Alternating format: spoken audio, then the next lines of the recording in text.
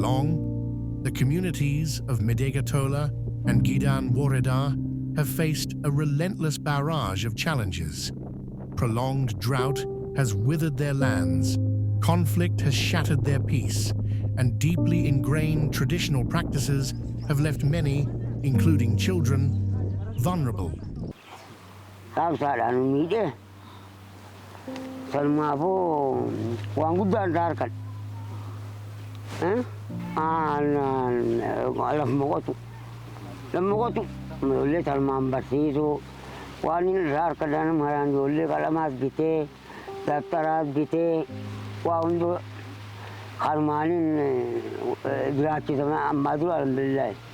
Restocking bakkani buusee jechuudha. Re'ee shan bitee jechuudha. Korbeessa takkaa fi dhaltuu afur ni bitee fi bakkatti ni deebisee jechuudha. Haawwan qaama miidhamaa jira. Daa'imman qaama miidhamaa jira. Kan hin dandeenye jechuudha. Manguddoo hin dandeenye hunda akkasitti horii bakka deebisee jechuudha. For communities grappling with drought and instability, the ability to secure food and build sustainable livelihoods is paramount. The EJR project has addressed this through a range of vital initiatives, reaching nearly 18,000 individuals and children. Korbeessa isin amma duraan korbeessa tokkoo fi dhaltuu afur naaqannan amma abbaa saddeettaatee jirti sadhaltasan ilmaan kiyya oguu beelaan ilmeetiin irraa obaasa akka yoo kan hanqina keessan duraan gala ijoolleen jechuudha. Amma yoo akka tasaa rakkoo na qabde magaalaa geesseetiin gurguree rakkoo saniinis ni bajeetii yaadee jira akka mataa kiyyaatti. Yoo akka tasaa raammoo fa'aa garaa jiraatee waan qaama faffacaafaa jira sanfaadhaa fi dawaa ta'eefii jira. Yoo fayyaa isin dhabde geessinee dirree xeellan fayyaa fakkatan jira. Eena fayyadaa jira qaama si inni qonqoo si inni akka isin amata dhaltu goona amata keessatti tara lama dhaltee jechuudha. Beelarraa inni qonqoo si likki nyaachifnee jechuudha. Akkasitti talaallii si irraa inni nyaachifnee bakka bu'aa bareedu nu qofaa isii tajaajilu jira. Iddoo isin bultus iddoo isin ooltus. Akkasitti tajaajila gahaa kan jirra. Mantee kiyya. Manni harkadde. Dhaabbannee ta'ee soliin ijaareetu maka. Ijaaramnee akkasitti maallaqa keenya buufannee san gubbatti dhaabbannee es nuuf kannee maallaqa san irratti qarshii 8,000 keessa.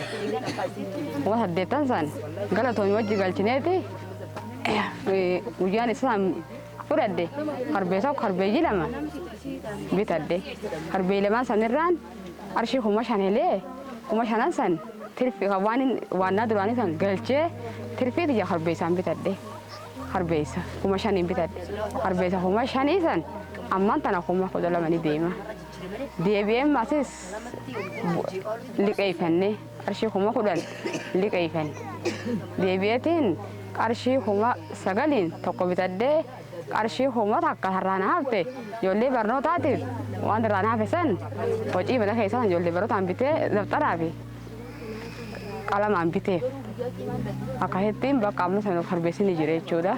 Harbeeyyi lamaa jira. Kana osannaa haasa'aa ottoonni na fayyade duraan qarshiin eleenii fixa.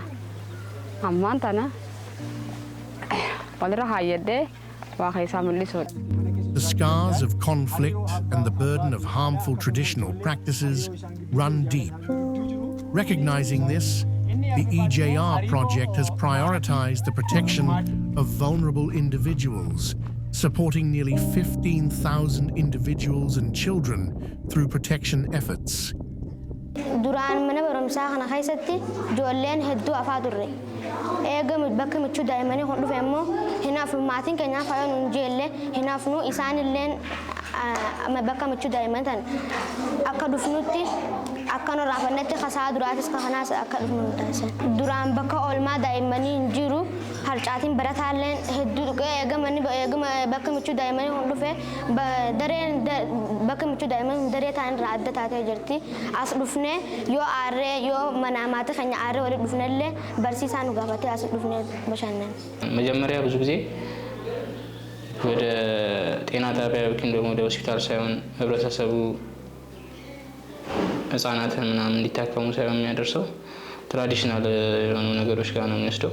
ወይ ያቃጥላል፣ ማቃጠል እንደ መፈወስ አድርጎ የሚወስዱ ህብረተሰብ አሉ፣ ብዙ ናቸው ማለት ነው። ስለዚህ ያንን ነገር አፕላይ አድርጎ መጨረሻ ላይ ነው ወደ ሆስፒታል የሚመጡት። አብዛኞቹ እዚህ ከደረሱ በኋላ የሚሞቱን ብዛት አለ።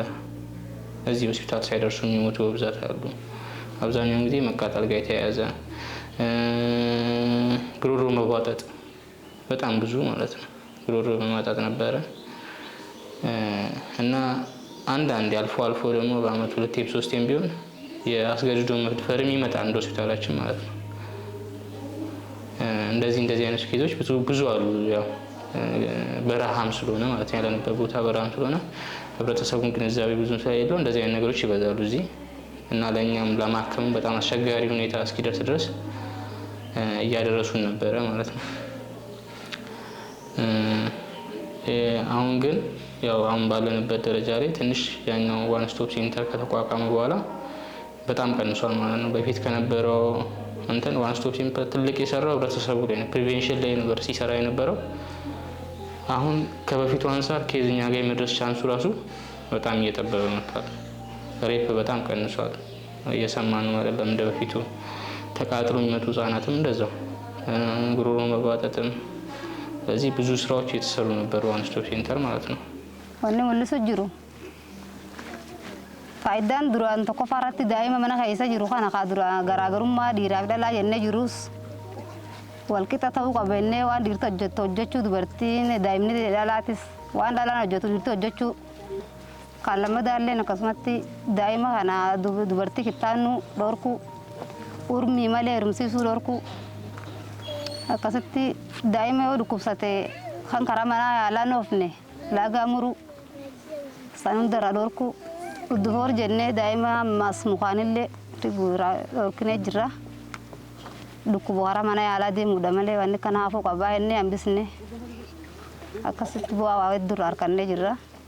In 2024 alone, the EJR initiative extended a lifeline to nearly 136,000 individuals, including children, women, elders, and people with disabilities.